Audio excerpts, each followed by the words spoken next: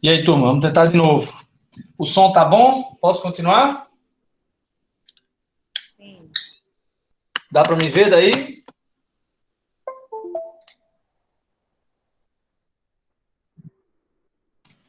Vocês estão me ouvindo? Eu estou. Pronto, Sim, beleza. A partir de agora eu não vou estar vendo mais a tela do chat, né? Então eu peço a colaboração de vocês para me orientar caso alguma coisa fuja do padrão que a gente já visualizou em outros encontros. Nós vamos conversar hoje sobre inovação aplicada ao empreendedorismo. Eu vou apresentar para vocês uma ferramenta chamada Ikigai. Esse é um momento muito reflexivo, sabe? Eu acho que, inclusive, é um dos mais importantes para essa nossa disciplina. E ele tem, inclusive, aplicações na nossa vida pessoal. Então, eu queria que vocês tomassem ao pé da letra a ideia que eu já apresentei em outros encontros nossos, de vocês vislumbrarem esse momento de contato professor e aluno como o contato inicial com esse assunto. É muito importante, é muito interessante para a compreensão desse assunto que vocês pesquisem mais sobre ele. Inclusive, hoje eu vou passar uma tarefa, já está inclusive no Google Sala de Aula, sobre vocês fazerem o próprio Ikigai. E aí, nessa tarefa, que está nessa nossa aula, né? Ele, inclusive, dá uma... Eu coloquei alguns vídeos falando mais sobre esse assunto. Mas, apresentando o nosso panorama de hoje, eu vou falar sobre um dos maiores empreendedores da modernidade. A gente vai conversar um pouco sobre planejamento, vamos conversar um pouquinho sobre mercado, uma leve revisão de economia e a gente entra efetivamente no Ikigai e suas aplicações com a nossa disciplina. Gente, para a gente começar em nível de aquecimento, eu queria que vocês imaginassem uma criança que ela é filha de músicos de baixa renda e ela era um pouco atrasada, né? Ela demorou cerca de 6 anos para concluir uma etapa escolar que outras crianças geralmente gastam no máximo um ano. Essa criança é de outro país, né, lá do Oriente Médio, e ele, quando cresceu, ele andava mais ou menos 1 hora de bicicleta até um grande hotel lá da cidade e ele oferecia-se para fazer um tour para estrangeiros. A intenção dele era aprender inglês, né? E ele fez isso durante longos 9 anos. Esse cara foi recusado pelas 3 maiores universidades lá da época dele. Ele tentou 10 vezes entrar para uma universidade que era o sonho dele, ele foi recusado todas as 10, e ele só conseguiu entrar numa instituição mais ou menos depois da 4ª tentativa. E aí uma coisa interessante na história dele é que ele foi recusado em 30 entrevistas de emprego. Na verdade, foi até mais que isso. 2 delas chamaram muita atenção. Uma delas era a seleção de um fast food que tinha 24 vagas e para 25 concorrentes. Esse camarada ficou de fora. A mesma coisa aconteceu para uma seleção que ele tinha para entrar na polícia. Eram 4 vagas, apenas 5 concorrentes, e adivinha? Mais uma vez ele que ficou de fora. Esse cara, esse aqui, ó. Vocês já ouviram falar dele? Quem conhece esse sujeito? Eu não conheço, não, isso só tudo, não. Esse Vou histórico chutar que eu que não é passei do para Ceará, vocês. rapaz. Como? Vou chutar que ele não é daqui do Ceará. É chinês. É o Jack Ma. Ele é um camarada que hoje tem um patrimônio pessoal estimado em quase 47 bilhões. Ele foi o fundador do Alibaba. Alguém aqui já ouviu falar no Alibaba?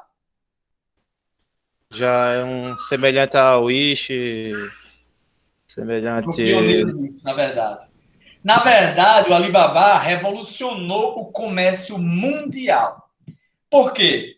Porque o Alibaba tornou a China ele, na verdade, não foi ele, né? Não dá para atribuir isso a ele. Ele foi um dos atores principais nesse exercício de tornar a China essa grande potência comercial moderna que ela é. Porque, na verdade, a história chinesa é milenar, né? Há muitos séculos que a China lida com comércio. Mas nos padrões de hoje, o Jack Ma foi um dos pioneiros. E, assim, segundo o Thiago Matos, que é um dos autores que eu uso para falar sobre empreendedorismo, o Jack Ma utilizou basicamente uma metodologia aplicada que utiliza 3 pilares: paixão, mercado e aptidão. Para quem ainda não se situou sobre o que é que o Alibaba o Alibaba hoje é uma das maiores empresas do mundo, é um dos maiores grupos do mundo, e ele basicamente escancarou os portões da China para essas transações. A China é hoje uma superpotência mundial. Em várias comparações, a China está à frente de todos os países do mundo em alguns aspectos comerciais, né? Inclusive em algumas discussões sobre qualidade de vida e renda, a população chinesa ultrapassou patamares que eram inimagináveis há não tantos anos atrás assim. Quando eu fiz faculdade, uma das coisas que se falava muito sobre a China é que não era possível competir com ela, já que a mão de obra chinesa era absurdamente barata. E eu tenho certeza que em algum momento da vida de vocês, talvez até hoje, vocês tenham ouvido falar mal de produto chinês, dizendo que ele tem uma certa falta de qualidade. Felizmente, isso não é mais verdade. O fato é, claro que existem produtos chineses de qualidade abaixo dos padrões mínimos aceitáveis por nós, mas, de maneira geral, a China superou essa visão preconceituosa que algumas pessoas têm. E essa ideia veio do Jack Ma em uma pesquisa que ele fez lá em 92. Ele procurou a palavra cerveja na internet e ele se assustou por não encontrar quase nenhum resultado vindo da China. E aí a sacada dele foi: oxe, eu moro num dos maiores países do mundo, com um dos maiores contingentes populacionais, com um grande potencial para exportação, e aqui eu tenho um cartão de visita para o mundo que não está sendo utilizado. Ele enxergou a internet como algo promissor lá em 92. Hoje é fácil falar sobre o comércio pela internet, já que não é mais uma promessa futura, é uma realidade presente. Hoje, vocês certamente já devem ter visto algo sobre isso lá com o Paulo, do marketing. Hoje, as empresas não têm que escolher entre ser virtual, eu digo as empresas de maneira geral, certo, gente? Entre ser virtual ou ser físico. A ideia de omnichannel é de você justamente dar a opção para o teu cliente de te encontrar no Google, te encontrar no WhatsApp, te encontrar em canais facilmente aceitos. E isso não era uma realidade quando o Jack Ma começou o projeto dele. Ele vislumbrou a internet como um trampolim que iria impulsionar a China a padrões competitivos mundiais. E ele acertou em cheio.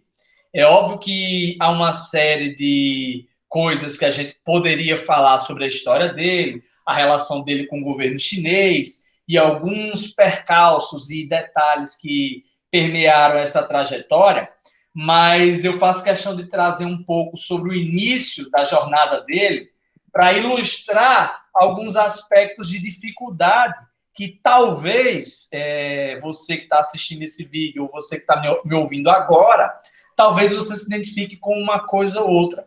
Muitas vezes a gente não tem o desempenho escolar que gostaria de ter naquele momento, mas não é por falta de capacidade nossa.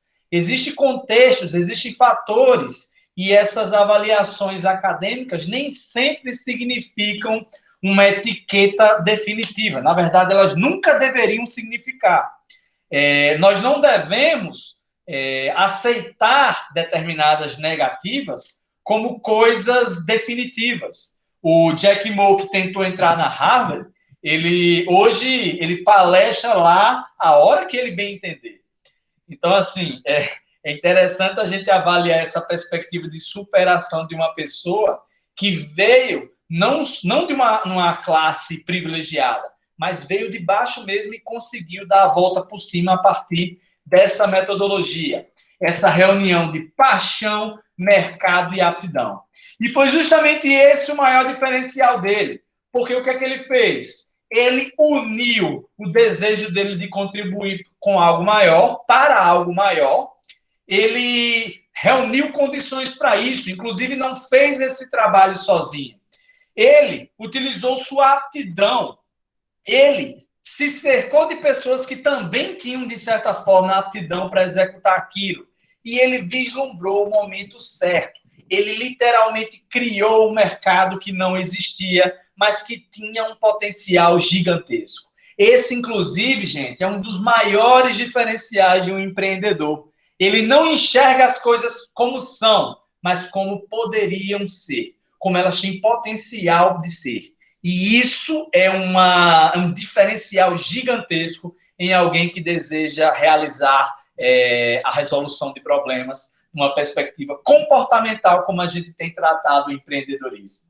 E aí o que fica como interrogação central é como raios fazer isso é possível.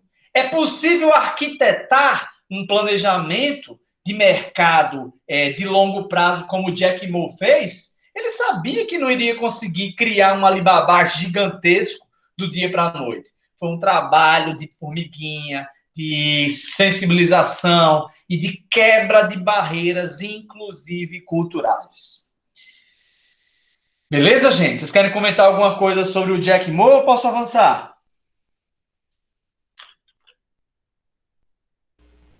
Por mim, pode avançar. E aí? Oi, pode falar.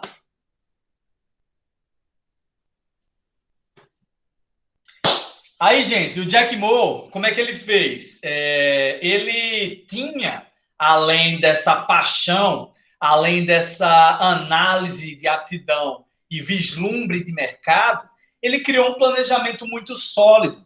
E eu vou trazer alguns conceitos para vocês que são cruciais para a gente compreender esse tema.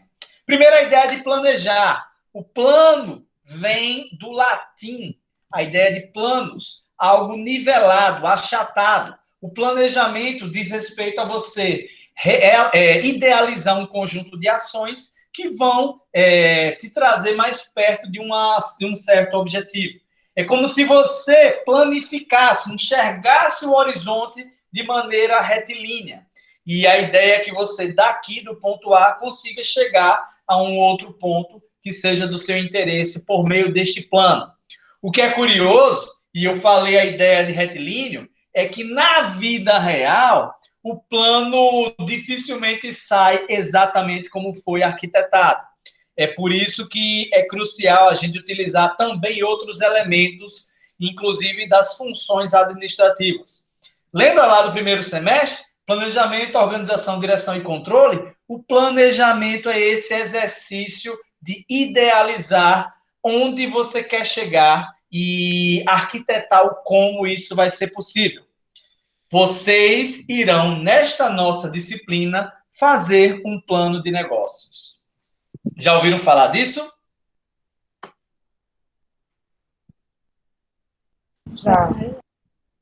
Vocês já tiveram algum contato com algum plano de negócios, em algum curso? O que é que vem na mente de vocês quando vocês escutam essa palavra? Plano de negócios. Não. Nunca teve contato, né? Mas o que é que vem na cabeça de vocês quando eu falo sobre vocês farão um plano de negócios? De alguma forma a gente vai levantar dados, né, para promover algo que nos traga lucro, né? Ter alguma ideia e a partir dessa ideia a gente conseguir movimentar alguma indústria, alguma loja, algum pequeno local para a gente poder vender ou comercializar melhor algo, né? Ter uma estrutura melhor para fazer esse tipo de coisa. A ideia é essa mesmo. Vocês vão fazer uma simulação disso. Perfeito. E esse trabalho não vai valer só para a minha disciplina. Geralmente, o nosso plano de negócios ele é feito para 3 ou 4 disciplinas. em semestres anteriores, a gente fazia um plano de negócio que valia para empreendedorismo, marketing, processos administrativos e a disciplina da Kelly, contabilidade de custos. O desenho exato de como isso vai ser cobrado para vocês nesse contexto, eu não gostaria de entrar em detalhes hoje, porque vai ser um momento de conversa, inclusive com o professor Paulo e a professora Kelly. Mas o que vocês têm que saber de cara é que esse trabalho vai demandar bastante tempo. Inclusive, ele vai valer a nossa N2. Ele é provavelmente o trabalho mais importante de todo o curso. Por que eu estou chamando de mais importante de todo o curso? Porque ele não só é interdisciplinar, mas ele resume tudo que o nosso curso técnico em administração deseja passar para vocês. E vocês vão fazer num trabalho só um plano de marketing, que seria o quê? A organização das atividades relativas ao mercado e seu desdobramento. O que seria mercado? Mercado é um local de troca. E aí vocês vão refletir sobre onde e como essas trocas podem ocorrer. E nesse quesito, vocês farão um plano de marketing baseado na ideia de negócios que vocês vão arquitetar.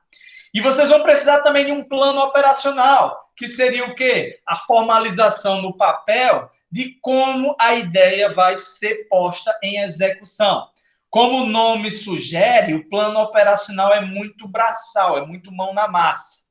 O plano de negócios, por sua vez, seria o documento que chancela tudo isso, é o guarda-chuva que abarca o plano financeiro, o plano de marketing, o plano operacional e essas, vamos dizer assim, partes que juntas formam um texto que precisa necessariamente ter sentido.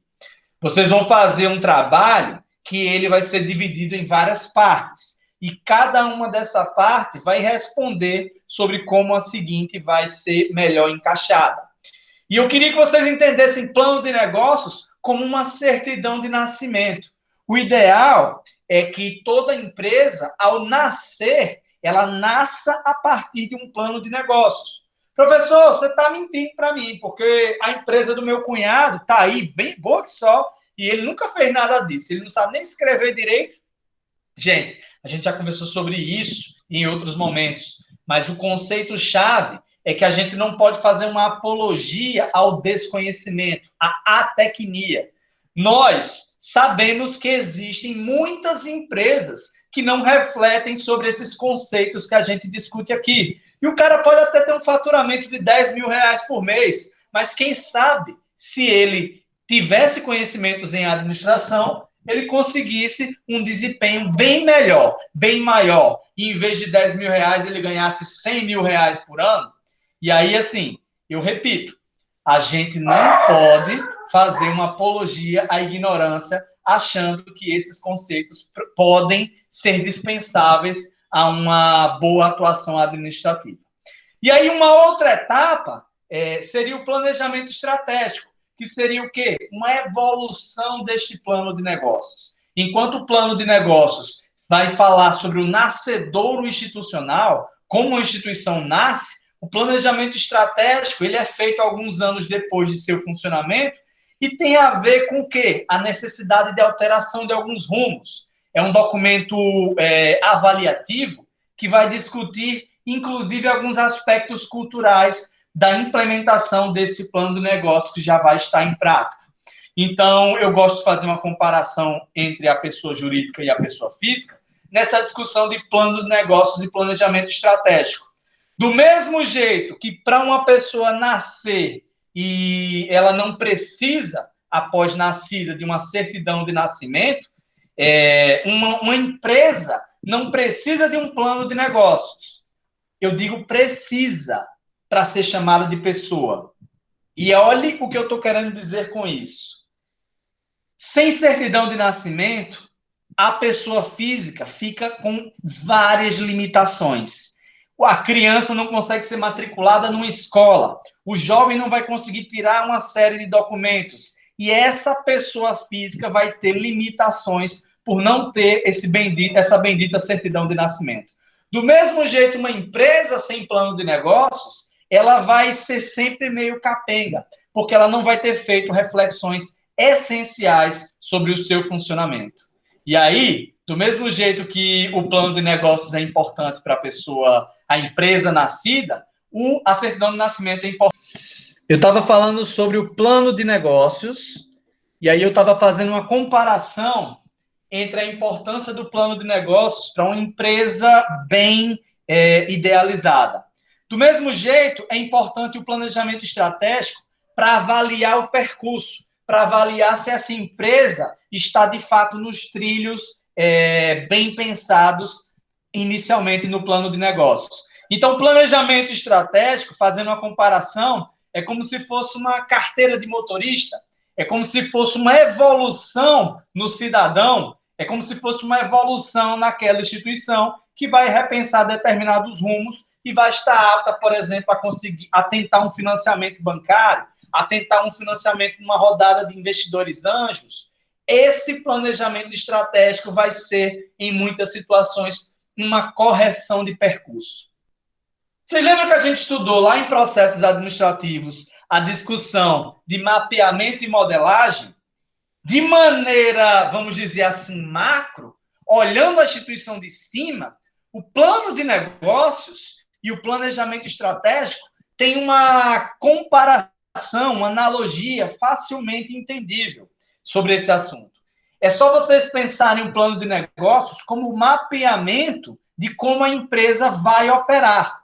E o planejamento estratégico poderá ser a modelagem dela. Afinal, depois de alguns anos em atividade no mercado, essa empresa pode perceber que ela está tomando rumos desagradáveis, está tomando rumos que não vão dar sustentação e não vai ser o melhor para o futuro da instituição. Tá claro isso, gente?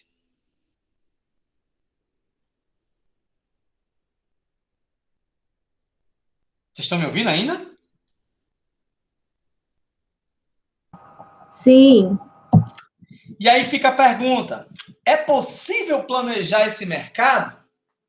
A resposta, naturalmente, é muito difícil adivinhar o futuro. Mas planejamento tem a ver com isso. Não com adivinhação, mas com o levantamento de cenários. Uma coisa que certamente vocês ouviram, ou talvez alguns de vocês hoje são essas mães ou pais, essa história de, porque praga de mãe pega, porque mãe falou, acontece. Não é isso? Às vezes não tem essa história, né? Hoje, como pai, eu percebo que a gente não tinha nada demais nessas previsões. Eram coisas óbvias. Você vê o menino se trepando em cima de um estante. Isso vai dar certo? Não tem condição de dar certo. Aí a mãe fala, menino, tu cai daí. Aí o menino cai, aí o povo vai e fala, olha, que foi a mãe que disse, a mãe falou, então tem que obedecer. Veja, é uma coisa óbvia.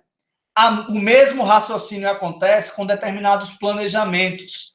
Você avalia a economia, você avalia o teu público-alvo e você faz um levantamento de que tipo de posição vai ser possível ser realizada.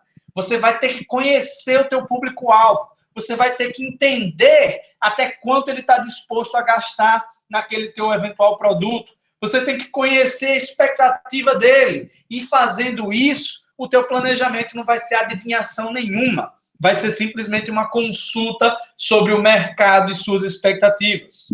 E aí, gente, eu trago uma frase do Sun Tzu que ela tem uma relação direta com esses conceitos que a gente tem falado até agora e vamos nos aprofundar hoje.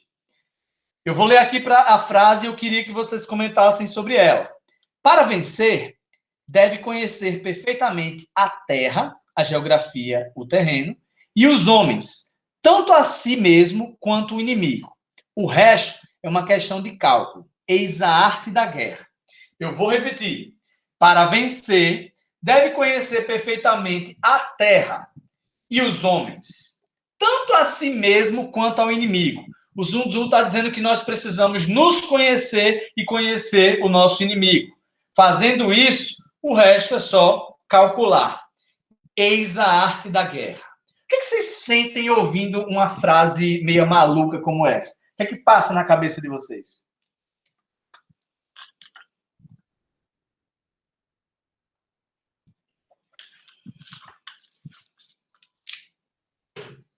Eu acho que ele aí está falando justamente disso, de estratégia, né?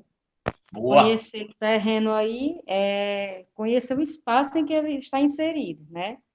Conhecer a si mesmo, saber suas fraquezas e o inimigo saber os pontos fortes dele.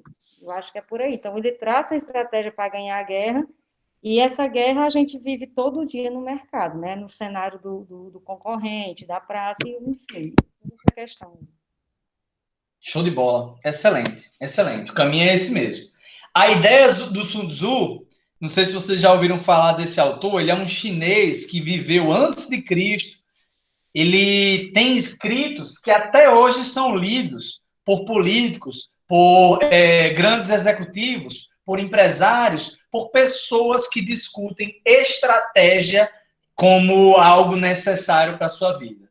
Então, assim, essa reflexão sobre conhecer a si mesmo e conhecer o inimigo, ela é plenamente aplicável às nossas discussões sobre mercado. Não porque a gente está numa guerra em que queremos destruir a concorrência, mas, queira quer não, estamos disputando espaço, disputando terreno, disputando clientes. E nessas disputas, precisamos conhecer o nosso próprio potencial.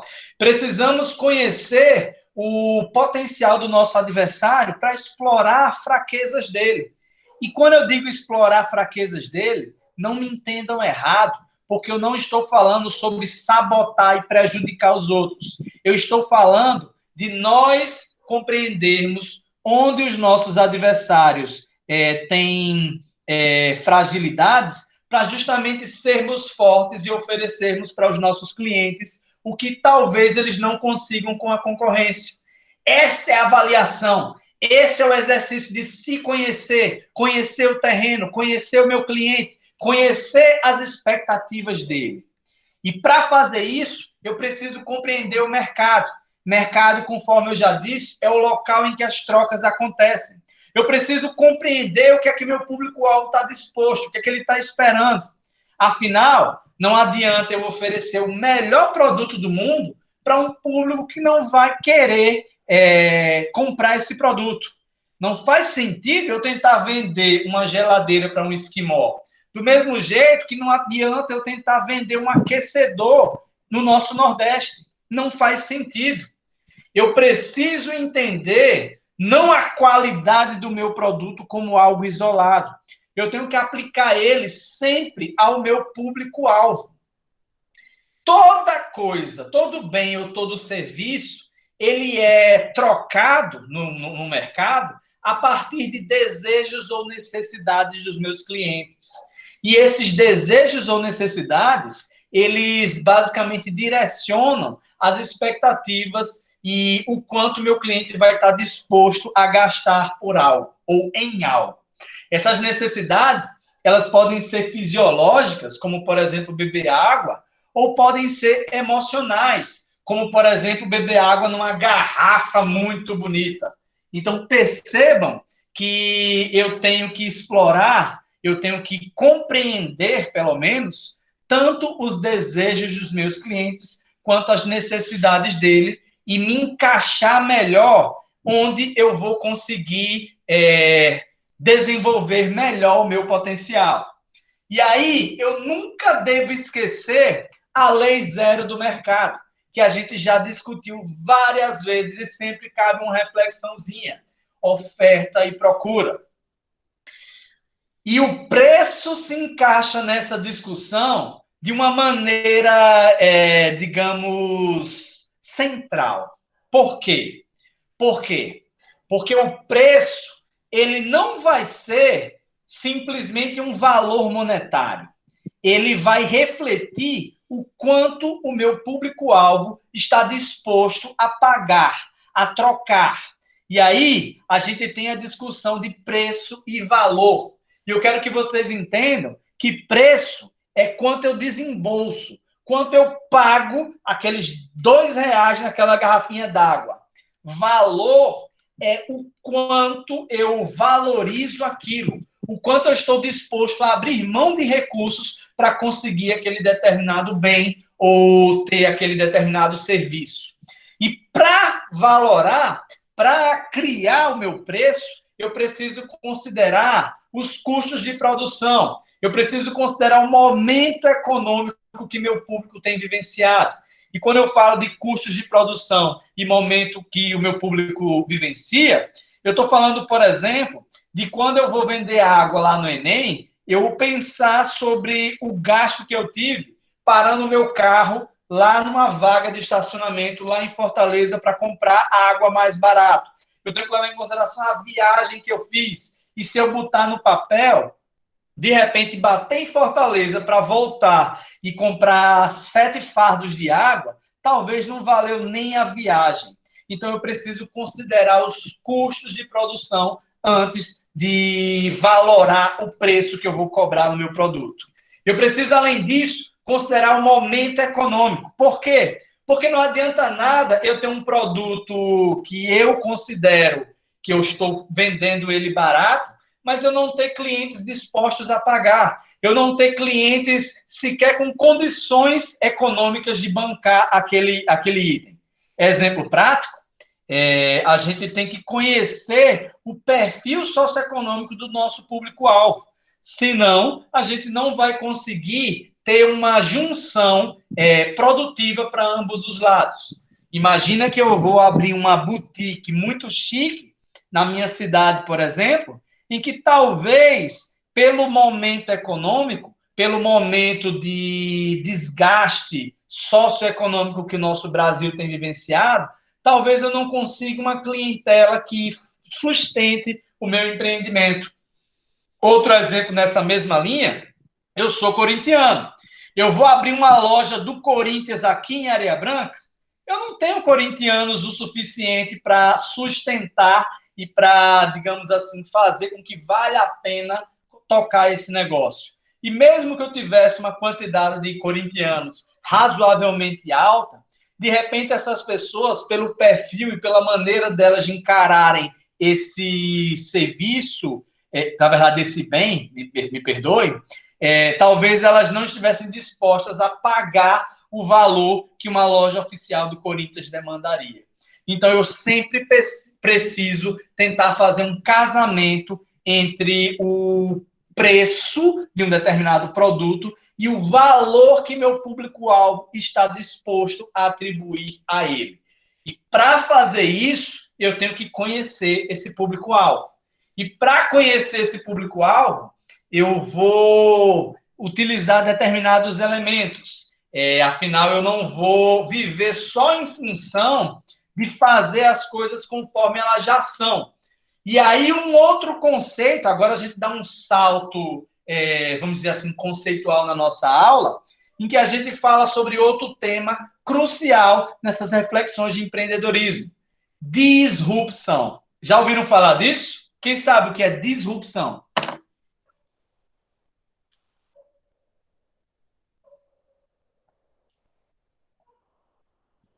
Professor, eu não entendi a palavra.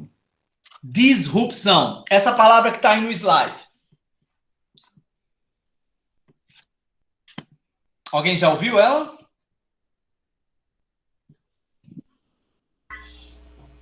A primeira vez foi lá no WhatsApp mesmo. Uma foto que você mandou. Deixa eu dar uma aplicação dessa palavra. Inovação disruptiva. Ninguém nunca ouviu? Eu não. Sem problemas. Vamos lá. Disrupção, se você for analisar o que é que significa interrupção do curso normal de um processo. As coisas estavam sendo de um jeito, houve uma disrupção e o curso normal foi alterado. Alguém pode me dar um exemplo de algum produto que revolucionou o mercado? Alguma coisa que as coisas funcionavam de um jeito, aí do nada, schlep, agora é de outro. Alguém pensa em algum produto assim? Doutor. Perdão, qual? Bluetooth. Motor? Bluetooth. Bluetooth. Sim, Bluetooth. Boa, boa.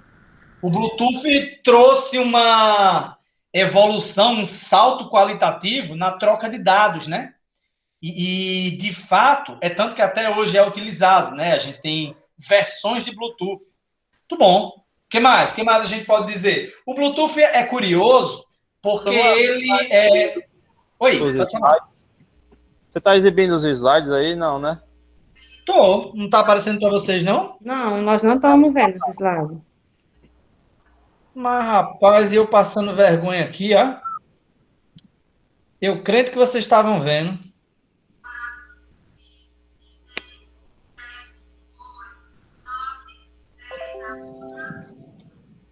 Ah, agora sim. Show de bola. E desde que eu voltei, vocês não estão vendo, né? Mas você tá vendo bem, viu? Obrigado. Mas eu queria que vocês vissem essas imagens, por isso que eu gostaria que vocês estivessem vendo os slides. Mas tudo bem, vamos lá. Eu estava falei da lei da oferta e da procura, né? Depois vocês dão uma olhadinha nesses slides e eu vou deixar disponível no Google Sala de Aula, né? Talvez ajude para retomar alguns conceitos que eu já falei, né? Mas vamos lá. Eu estava falando sobre disrupção e aí eu perguntei a vocês se vocês tinham algum exemplo de um produto que causou disrupção. Vocês falaram do Bluetooth e ele é um exemplo bom porque ele deu um salto qualitativo gigantesco nessa maneira de trocar dados, né? Apesar de o Bluetooth, ele talvez num conceito mais aprofundado da palavra, ele não seja tão disruptivo, já que a gente tinha o infravermelho, né? Ele deu um salto gigantesco nisso, mas ele não inventou a roda, vamos dizer assim. Apesar de ser um exemplo muito bom. Mas deixa eu falar mais sobre isso, porque assim, de maneira geral, a disrupção ela causa essa interrupção de curso. As coisas eram A e viraram B. No entanto, a gente tem exemplos de empresas que pegaram alguns conceitos e eles deram um salto qualitativo tão grande ao ponto de algumas pessoas considerarem que houve uma disrupção tecnológica. Exemplo prático, a Apple e a integração que ela faz em alguns dos seus aparelhos. Você consegue integrar um relógio, um celular, um fone de ouvido, um carregador sem fio, você consegue ter uma correlação direta. E isso é um tipo de inovação disruptiva, porque você cria uma cadeia de produtos que fideliza o teu cliente. E esse teu cliente vai ficar, de certa forma, mais encantado com fazer parte desse ecossistema. Quer outro exemplo de disrupção? Eu adoro essa história. Olha, quem gosta de videogame aí? Ninguém? Eu não. Rapaz, Me chamou? deixa eu dizer a vocês que vocês estão perdendo uma coisa muito boa da vida, viu? Ó, Eu gosto. pois é, cara. Ó, alguns anos atrás, existia uma rivalidade muito grande entre o PlayStation e o Xbox. E aí você tinha a Microsoft no Xbox e a Sony no PlayStation, em que elas competiam ferrenhamente quem tinha imagem melhor. E aí você tinha uma versão do Xbox e o PlayStation aparecia com uma versão que tinha um som e a imagem melhor. Aí o Xbox lançava um outro que superava o PlayStation e eles ficavam competindo nesse mercado de qualidade. E aí tinha uma empresa gigante japonesa, mas que ela estava apequenada frente a esse cenário competitivo, já que esses dois grandes players tinham abarcado uma grande parcela do mercado. E aí a Nintendo, ela percebeu, olha, eu não consigo competir com o som do Xbox. Eu não consigo competir com a imagem do PlayStation. Então eu vou buscar outra maneira de encantar o meu cliente. E sabe o que a Nintendo fez? Ela lançou o Wii. O Wii era um produto que você jogava se movimentando. Você ia disputar uma partida de tênis e o teu controle, à medida que você, jogador, fazia esses movimentos, o teu personagem lá se mexia. E isso trouxe uma parcela diferenciada de clientes. Essas pessoas que queriam se exercitar, por exemplo, ao mesmo tempo que jogavam videogame, ou essas pessoas que simplesmente queriam um videogame diferente, alguma coisa que encantasse eles de uma outra forma. E o Nintendo Wii abarcou vendas de uma maneira gigante. A Nintendo teve um salto evolutivo gigantesco quando lançou o Wii. E aí, você sabe o que aconteceu? Esse conceito, o Michael Porter chama de vantagem competitiva. Vantagem competitiva é quando uma empresa consegue fazer algo único, algo incrível que nenhuma empresa anterior tem. O problema da vantagem competitiva é que ela, via de regra, tem prazo de validade. Esse caso da Nintendo, por exemplo, ele, ainda que seja incrível, e foi uma situação fora de série em que a Nintendo conseguiu dar a volta nesses dois competidores, ele ilustra como vantagem competitiva não é eterna. Porque o Xbox lançou o Kinect, que era um aparelho que fazia basicamente o mesmo conceito do Nintendo Wii. E aí, isso não significou a morte da Nintendo. Eu acredito que vocês sabem que ela ainda é um dos grandes competidores mundiais de videogame. No entanto, essa inovação dela, por mais disruptiva que tenha sido, ela pôde ser copiada pelo Xbox. Quer outro exemplo de inovação de um player mundial gigante? Uber. Uber teve a sacada de alugar a mão de obra a partir da... Não foi nenhum aluguel de mão de obra. Ele uniu pessoas que queriam transporte com motoristas que estavam sem passageiros. Então, ela fez a plataforma que iria interligar essas duas coisas. O problema é que esse conceito também é facilmente copiável. É tanto que hoje a gente tem o 99 Táxi, o Easy Táxi e outras empresas que fazem basicamente a mesma coisa que o Uber faz. Isso significa que o Uber faliu? Não, gente, não estou falando isso.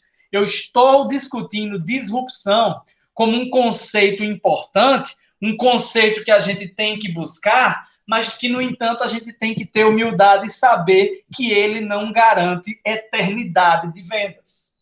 E por mais que você tenha, por exemplo, nos produtos da Apple, um diferencial tecnológico e uma qualidade excepcional, segundo os usuários dela, o conceito de você integrar relógio, celular, fone de ouvido, outras empresas também fazem. Por exemplo, a chinesa Xiaomi e uma série de outros concorrentes, a coreana Samsung e várias empresas têm trabalhado nessa perspectiva de integração. Mas, olha, eu mandei até essa imagem para vocês. Um outro conceito de inovação disruptiva foi feito pela empresa de café. E por que eu trago essa ideia? Disrupção, inovação, não tem a ver exclusivamente com tecnologia. Inovação e disrupção é um conceito que pode ser aplicado com a maneira que eu presto um determinado serviço. Vocês já ouviram falar no Starbucks?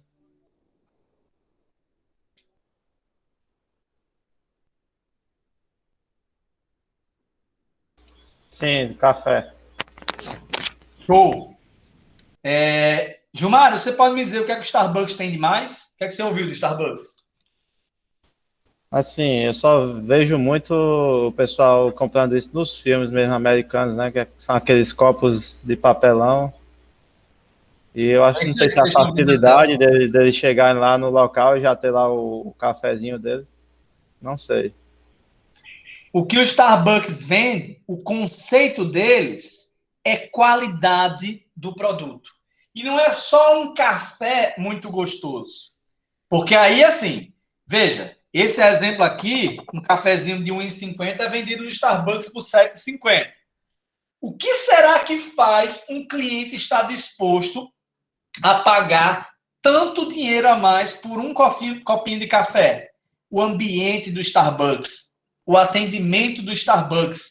Ele cria uma atmosfera diferenciada, além da conveniência em localização, além da qualidade de outros produtos, além de você ter acesso a uma internet de boa qualidade. Vejam que são conceitos que, de certa forma, são fáceis de serem replicados, inclusive no nosso Nordeste, inclusive no nosso ambiente.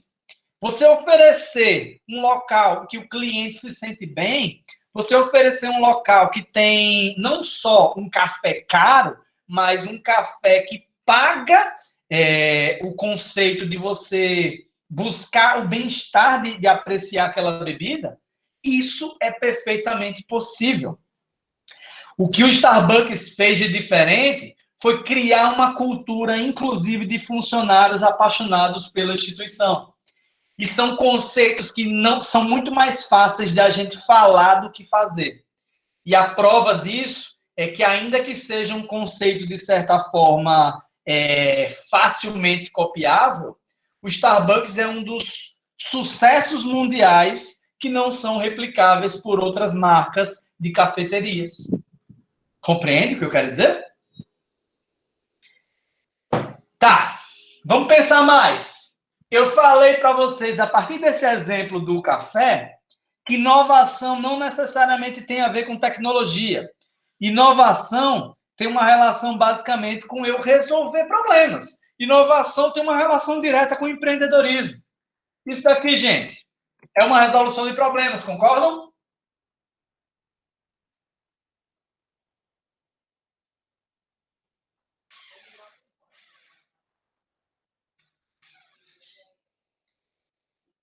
Vocês estão aí?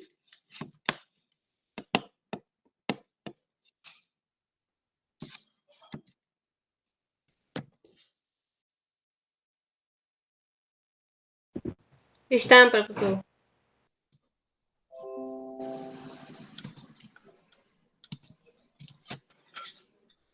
Olha esses exemplos.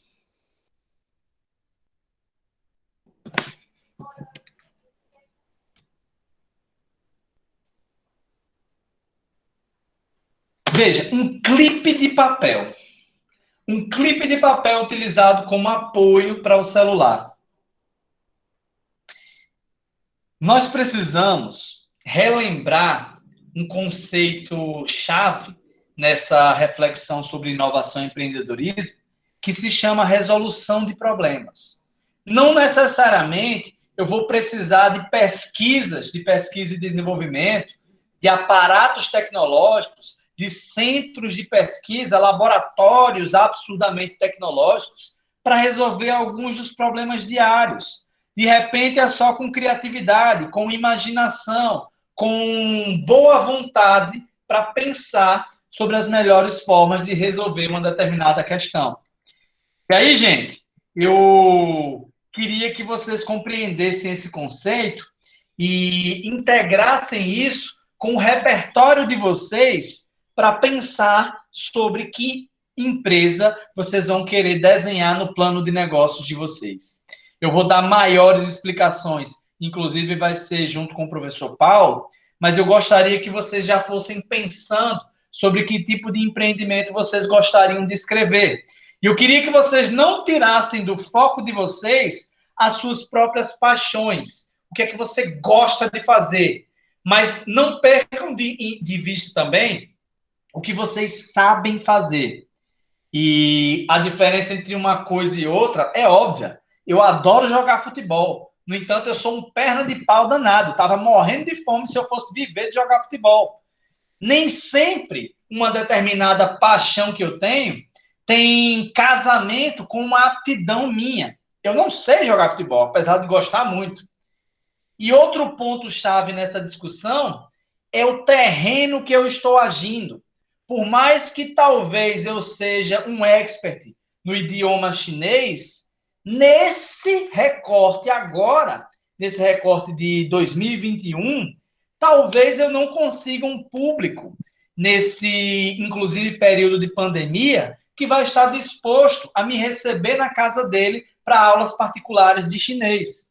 Então, perceba que eu tenho que conhecer o meu terreno. E conhecer o meu terreno não tem a ver com eu só fazer o que é possível. Não estou levantando esse papo careta, não. Se o Jack Ma, por exemplo, ficasse com esse pensamento de eu vou fazer só o que é possível, só o que o meu terreno deixa, ele não teria revolucionado a China e, por consequência, revolucionado o mundo no aspecto comercial. Conhecer o terreno não é um exercício de comodismo, é um exercício de reflexão sobre o que é possível ser feito naquele espaço de tempo, naquele espaço geográfico. Na nossa primeira aula sobre administração, eu conversei com vocês dizendo que era uma ciência variável em tempo e espaço. Às vezes eu coloco um empreendimento em Tabuleiro do Norte e eu boto a mesma coisa lá em Limoeiro, e lá em Limoeiro quebra, em Tabuleiro dá certo, ou vice-versa. Os negócios têm a ver com pessoas, e esse recorte de pessoas varia muito em tempo e espaço. E para isso, eu vou precisar criar um plano de ação. Gente, deixa eu tentar me aproximar mais, porque começou um barulho aqui no meu vizinho. E é uma maravilha, né? Trabalhar nesse período. Vocês conseguem me ouvir ainda ou eu tenho que falar mais alto? Dá para ouvir bem. Dá certo, sim, tá bom. Esse danado desse diagrama é o que eu gostaria que vocês fizessem. É o que a gente chama de Ikigai. E aí, o que é isso? Vocês vão refletir em 4 partes para encontrar o Ikigai de vocês. Vocês vão pensar o que é que vocês fazem de bom, o que é que você ama fazer, o que é que você pode fazer para melhorar o mundo, o que é que as pessoas estão precisando, o que é que o mundo, de certa forma, não tem sobrando e pode ser algo diferenciado. E aí, você vai pensar num 4º momento o que é que você pode ser pago para fazer. Professor, dê alguns exemplos práticos para ficar mais palpável a discussão. A minha sogra, por exemplo, ela cozinha absurdamente bem. Eu sou doido pela comida dela. No entanto, ela não gosta de cozinhar. Percebe a diferença? Eu gosto de jogar bola, mas não sei jogar bola. A minha sogra é o contrário. Ela é boa na cozinha, mas não gosta de cozinhar. Então, veja que nem sempre o que a gente é bom em fazer, a gente gosta. E nem sempre o que a gente gosta, a gente tem habilidade técnica e sabe fazer com maestria. Do mesmo jeito, num 3º momento, vocês precisam pensar sobre o que é que está faltando no ambiente de vocês. Será que em Tabuleiro do Norte não está precisando de um cinema, por exemplo? Não, cinema não tem nada a ver. Isso daí, hoje Netflix acabou com os cinemas. Tá, tudo bem, então pense em outra coisa. Pense em alguma coisa que geograficamente vai ser um diferencial, alguma coisa que pode, inclusive, incrementar, ajudando o ambiente que vocês estão. De repente, é uma mercearia que tem produtos diferenciados lá na bica. De repente, é alguma banca de revista que em Tabuleiro do Norte não tem uma diversidade que vocês gostariam. E aí, num 4º momento, vocês vão pensar sobre o que é que, de alguma maneira, pode monetizar vocês. O que é que pode fazer com que vocês sejam pagos para fazer aquilo. O Ikigai é essa reflexão em 4 etapas. O Ikigai é um momento de, vamos dizer assim, autoanálise. Vocês vão tentar sair da caverna. Vocês vão tentar pensar sobre a zona de conforto de vocês. Inclusive, confrontando alguns conceitos sobre o que você gosta e o que você sabe de fato fazer. Então, o Ikigai, quando ele é bem feito, ele causa um certo incômodo mesmo. Ele é um exercício de libertação de algumas correntes. Vocês vão ter que sair da caverna como a gente conversou na nossa primeira aula, e pensar sobre esse Ikigai. E como é que eu vou fazer isso, professor? Vamos lá, eu não posso dar uma receita de bolo. O Ikigai, como eu falei agorinha, ele tem a ver com reflexão, mas alguns passos podem talvez ajudar vocês. Essa palavra, gente, Ikigai, ela é japonesa, certo? Ele tem uma relação direta, uma tradução mais grosseira, vamos dizer assim, seria razão de viver. O que faz você querer levantar todos os dias? Esse é o conceito de Ikigai. E aí vocês vão pensar nisso numa aplicação direta para perspectivas comerciais. Em primeiro lugar, para você ter uma coisa mais, vamos dizer assim, sustentável, vocês vão pensar em coisas que são possivelmente realizáveis no longo prazo. E eu quero dizer com isso que vocês não precisam idealizar um Ikigai de algo que vai fazer vocês enriquecerem no próximo ano. De repente, o Ikigai de vocês não tem nenhuma relação tão comercial. De repente, vocês podem pensar num Ikigai que vai ser uma ONG de animais, por exemplo. E aí, professor, mas você disse o que é que eu vou ser pago para fazer. O ideal é que nessa reflexão, vocês pensem sobre algo que vai se sustentar sozinho, em que você vai, de alguma maneira, ter sustentabilidade neste empreendimento. E isso tem a ver 100% com uma avaliação de mercado, porque para vocês idealizarem um empreendimento que vai, na verdade, dar prejuízo a vocês, é meio que insustentável, né, no longo prazo. É por isso que é cabível esse confronto entre o que eu quero fazer agora e o que eu sei que no longo prazo eu vou ter condições de continuar fazendo. E nesse quesito, para um segundo passo nessa reflexão de Ikigai, é uma análise sobre o presente. Por mais que o empreendedor seja, acima de tudo, um sonhador, quanto não apenas as coisas como são, mas uma busca pelo que podem ser, o presente se faz em cada ação realizada neste momento. Então, vocês não podem viver em função do que passou, nem sonhando com o que pode vir. Vocês têm que criar um plano de ação realizável, uma coisa palpável. E uma terceira dica para fazer isso é você anotar tudo que você mais gosta de fazer. Você pode fazer uma tabelinha em que você vai elencar, escrever à mão o que você gosta de fazer. E aí, você pode pensar um pouco sobre por que você gosta de fazer isso. E aí você pode, num quadro do lado, destacar o que é que você não só gosta, mas o que você, de fato, é bom fazendo. E aí você pode fazer uma terceira tabela discutindo sobre dessas coisas, quais delas está faltando no mundo, está faltando no ambiente que vocês vivem. E quando eu quero dizer o mundo, não é o mundo de maneira geral. O bairro de vocês, a rua de vocês, de repente no bairro de vocês não tem ninguém que vende um brownie muito gostoso. De repente você sabe fazer uma pipoca diferenciada e você pode pensar num jeito de comercializá-la. Veja, eu não estou falando para vocês pensarem no próximo modelo de videogame. Eu estou falando para vocês pensarem em coisas que vão resolver problemas locais, coisas que vão ter diferença na vida de vocês e nas pessoas próximas de vocês. E aí, num quarto passo, é importante que você não pense com a cabeça dos outros. É por isso que eu faço essa comparação dessa reflexão de Ikigai com o exercício de sair da caverna. Aqui, você vai quebrar conceitos, você vai quebrar correntes, você vai tentar se desapegar da imagem que outras pessoas têm ou têm de vocês, ou que vocês gostariam que essas pessoas tivessem. E aí você vai reconhecer humildemente que não necessariamente algumas coisas que você tem paixão, elas são bem executadas por você.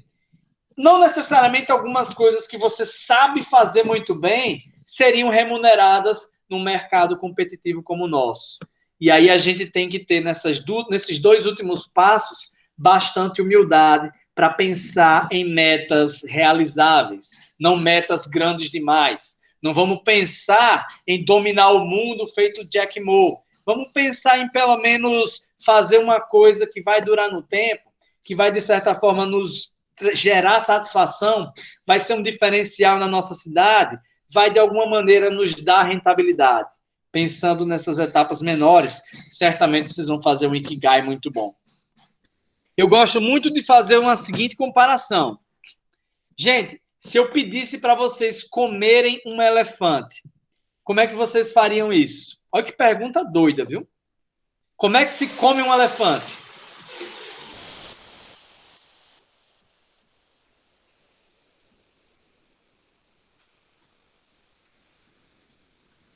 Vocês estão ouvindo esse barulho? Agora eu ouvi. Tem uma furadeira queimando o meu juízo aqui. Eu não sei como é que eu estou tentando gritar mais alto que ela. Oi? Samuel, esse seu vizinho é uma bênção. É, pois é. Maravilha, né? Mas aí, gente, vocês entenderam o que é o Ikigai? Samuel, mas para fazer essa atividade tem que representar nesse círculo para fazer tipo assim uma tabela como é? Eu preferiria que vocês fizessem nesse círculo, certo? Eu vou, inclusive, mandar essa imagem para o grupo de WhatsApp. Ela já está disponível no Google Sala de Aula, mas eu vou mandar para lá também. E aí você pode fazer à mão mesmo, certo? No link que eu mandei da atividade, vocês vão ver que é igualzinho a nossa prova de processos. Vocês vão desenhar numa folha de caderno e mandar a foto. Gente, mas vocês não responderam minha pergunta. Como é que se come um elefante? Eu não entendi direito, acho tão teórico, tem como ficar mais prático, né, esse Ikigai. Ah, Samuel, aí tem que haver primeiro um processo. Como é que vai matar esse elefante? Falo já do Ikigai de novo, mas vamos falar do elefante. Como é que se faz, como é que se come um elefante?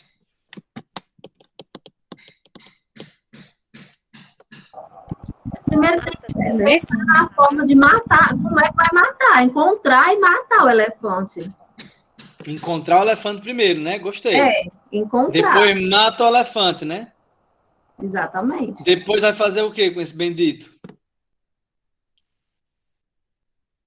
Trata, corta, assa, come. Ah, tá aí o conceito, olha. Uma etapa de cada vez. Essa é a lógica para a gente resolver grande parte dos nossos problemas na vida.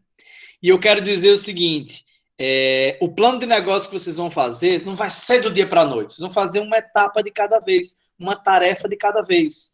O Ikigai de vocês, ele é um exercício de reflexão de 4 pontos. A minha sugestão prática é que você faça 4 tabelas. Uma delas, vocês vão pensar sobre o que é que vocês são bons fazendo.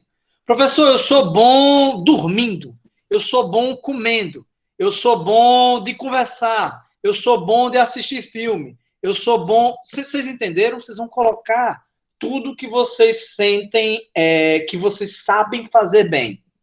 E aí, dessas coisas que você sabe fazer bem, você vai pensar um pouquinho naquelas que você tem uma certa afinidade e que você pode dizer que de fato ama. Então, perceba que você já está meio que afunilando as coisas. Perceba que você meio que já está, de certa forma, selecionando as coisas que você não gostaria de gastar muito tempo com elas. E aí, num terceiro momento, você vai pensar o quê? Qual dessas coisas que você primeiro fez, o que é que você é bom? Digamos que você seja bom em cozinhar, em dormir, em beber, em conversar, em assistir filme. Mas dessas aí, o que é que você ama? Dessas coisas aí, o que eu amo é conversar com as pessoas e cozinhar. Veja, conversar com as pessoas e cozinhar. Num terceiro momento, você já vai pensar, rapaz, na minha rua, ninguém sabe fazer brigadeiro como eu. Então, veja que você já afunilou melhor. E no último momento do Ikigai, é a reflexão sobre o que é que você pode ser pago para fazer. Eu posso ganhar dinheiro fazendo brigadeiro? Posso. Então taca o pau. Compreendeu o que eu quero dizer? Veja, aqui, gente, o ideal é que você não faça isso em uma sentada, mas que você gaste juízo mesmo com isso, certo? Você vai gastar neurônio mesmo pensando, rapaz, isso daqui eu gosto muito de fazer, mas eu acho que o mundo não me pagava para fazer isso, não. Eu gosto muito de assistir filme. Será que na minha região tem mercado para eu ser crítico de cinema? Ah, mas eu posso ser digital influencer, falar sobre isso num canal do Instagram, no canal do YouTube, perdão, num perfil no Instagram. Tudo bem, beleza. Não vou criticar isso aí. Se você julgou esse seu caminho, taca o pau e faz. O importante é que, seja lá qual vai ser o produto final de vocês, o importante é que ele passe por essa reflexão de 4 pontos. O que você é bom, o que você ama, o que de fato está faltando no teu ambiente e o que é que de alguma maneira você pode ser pago para colocar em prática. Ficou mais claro ou eu tento de novo? Ficou claro. Mas eu posso tentar de novo, viu, gente? Não tenham vergonha, não. Eu falo de novo. Já tô aqui na caixinha. Já tô imaginando como vou fazer já. Pronto, show de bola. Mas façam sem pressa, tá, gente? Façam sem pressa, porque se eu não me engano, eu vou até conferir aqui o parar a gravação, certo?